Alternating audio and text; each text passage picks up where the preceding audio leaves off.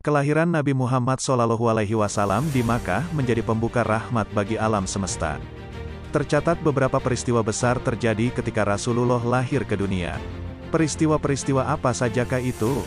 Yuk, tonton terus video ini hingga selesai, agar kita benar-benar paham dan jelas. Muhammad.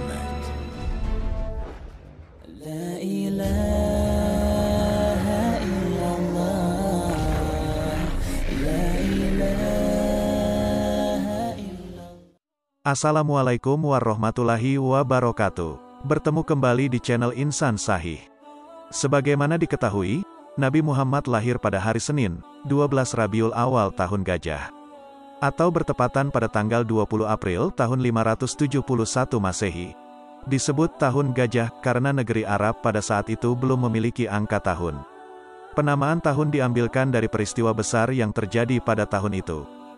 Tahun kelahiran Rasulullah disebut dengan tahun Gajah karena pada saat itu pasukan gajah dipimpin oleh Abraha hendak menyerbu dan merobohkan Ka'bah.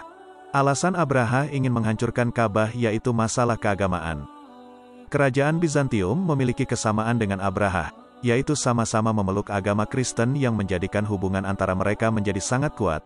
Dapat dilihat bagaimana orang Bizantium di bawah perintah dari Uskup Alexandria membantu Abraha untuk membangun beberapa gereja di wilayah Abraha, dan menjadikan Uskup Alexandria sebagai pengawas langsung pergerakan keagamaan yang terjadi di wilayah Arab. Ada satu hal penting yang harus diketahui, bahwa Abraha membangun sebuah gereja di kota Sama'a, Yaman yang dinamakan dengan Gereja Kolis atau Kolsin. Abraha meminta bantuan Uskup Alexandria dan orang-orang Najasyi untuk pembangunan gereja ini. Jadilah gereja ini menjadi tempat sakral bagi orang-orang Nasrani yang ada di wilayah kekuasaan Abraha. Ia juga ingin menjadikan gereja ini sebagai tempat berkumpulnya orang-orang dan memerintahkan mereka untuk bertawaf sebagaimana yang dilakukan oleh orang-orang yang berhaji di Mekah. Hal ini jugalah yang menjadi salah satu alasan Abraha menyerang kota Mekah, yaitu ingin memindahkan orang-orang yang berhaji ke Ka'bah berubah menjadi haji ke wilayah Sama'a atau Gereja Kolis. Dan akhirnya, atas izin Allah Subhanahu wa Ta'ala, pasukan Abraha pun kemudian dihujani batu yang dilempar burung ababil dalam perjalanannya. Kisah ini tertuang dalam firman Allah Al-Quran Surah Al-Fil ayat 1-5. Di tahun Gajah itu pula bayi yang ditunggu-tunggu akhirnya lahir seorang laki-laki dari rahim seorang wanita bernama Aminah binti Wahab bin Abdu Manaf bin Zuhra. Abdul Muthalib yang mendengar kabar ini demikian gembira, mengangkatnya, dan membawanya ke Ka'bah. Lalu ia memberi nama Muhammad untuk sang cucu, bukan nama umum di kalangan Arab saat itu.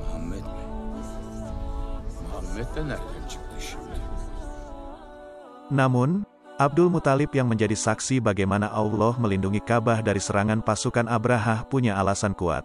Aku menginginkan dia menjadi orang yang terpuji, bagi Tuhan di langit dan bagi makhluknya di bumi, katanya.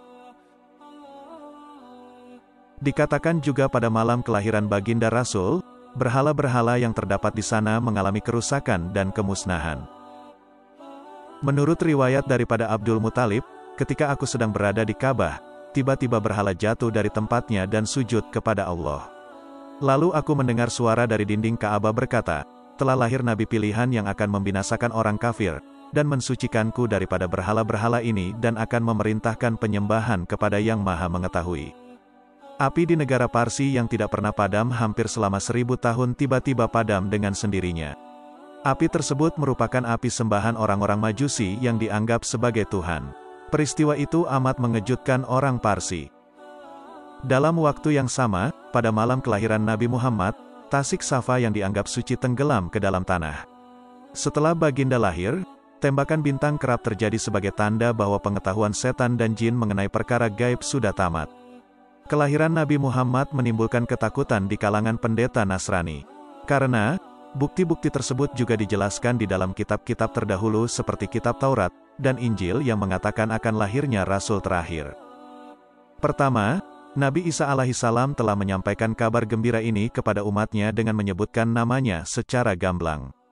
Disebutkan dalam Al-Quran, yang artinya, dan ingatlah ketika Isa putra Maryam berkata, Hai Bani Israel, sesungguhnya aku adalah utusan Allah kepadamu, membenarkan kitab yang turun sebelumku, yaitu Taurat. Dan memberi kabar gembira dengan datangnya seorang Rasul yang akan datang sesudahku, yang namanya Ahmad Muhammad. Quran Surah As-Saff ayat 6. Kedua, Injil dan Taurat telah menyampaikan kabar gembira ini dengan menjelaskan sifat dan tanda-tandanya. Sebagaimana Allah Azza wa Jalla telah berfirman, yaitu, orang-orang yang mengikut Rasul, Nabi yang ummi yang namanya mereka dapati tertulis di dalam Taurat dan Injil yang ada di sisi mereka, yang menyuruh mereka mengerjakan yang ma'ruf dan melarang mereka dari mengerjakan yang mungkar, dan menghalalkan bagi mereka segala yang baik dan mengharamkan bagi mereka segala yang buruk, dan membuang dari mereka beban-beban dan belenggu-belenggu yang ada pada mereka. Maka orang-orang yang beriman kepadanya memuliakannya, menolongnya, dan mengikuti cahaya yang terang yang diturunkan kepadanya, Al-Quran, mereka itulah orang-orang yang beruntung. Quran Surah Al-A'raf ayat 157. Lalu terdapat pula peristiwa lainnya, yaitu berjalannya bintang sabit disaksikan oleh semua orang Yahudi. Tetapi mereka tidak menyiarkan tentang kelahiran Nabi Muhammad, karena rasa iri dan dengki yang bercokol di hati. Mereka sengaja menyembunyikan kabar besar tersebut. Berdasarkan peristiwa-peristiwa tersebut, jelaslah kelahiran Nabi Muhammad mempunyai keistimewaan tersendiri. Ini karena baginda adalah Hatamun Nubuwah, penutup segala nabi. Perkara-perkara luar biasa ini telah membuktikan kemuliaan baginda di sisi Allah, sekaligus sebagai bukti kerasulannya. Terima kasih sudah menonton video ini. Ikuti terus kisah-kisah dan sejarah tentang Islam lainnya hanya di channel Insan Sahih. Wassalamualaikum warahmatullahi wabarakatuh.